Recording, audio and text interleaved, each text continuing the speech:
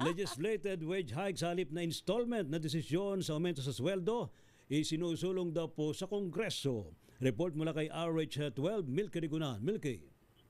Rhea Tea, hindi dapat ipagkatiwala sa mga regional wage boards ang pagdedesisyon kung magkano ang magiging aumento sa sahod ng mga manggagawa. Ang kay House Deputy Minority Leader Antonio Tino, dapat aksyonan na ang legislated wage hike na nakabinbin sa Kongreso. Sabi ni Tino, sa panig ng Makabayan Bloc, isinusulong nila ang 1,200 pesos na family living wage at makatotohanang aumento sa sahod na nakabubuhay. Narito si House Deputy Minority Leader Antonio Tino. Kung ma-implement nga ng buo itong NCR na 85 pesos na dagdag, aabutan ito sa 780 pesos. Nationwide, dahil iba-ibang mga sweldo sa mga rehiyon, 510 pesos lang po ang average na daily wage.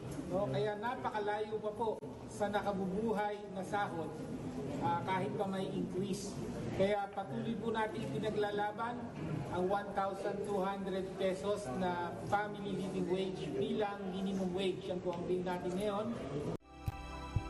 Binatikos din ni Tino ang installment na 85 pesos na wage hike kung saan 60 pesos ang matatanggap sa July 19 at 25 pesos naman sa January 2027.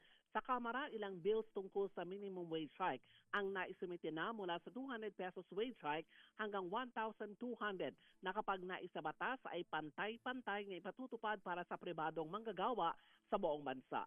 Ako si Milky Rigunan, nagulat para sa DZRH, una sa Pilipinas, una sa Pilipino.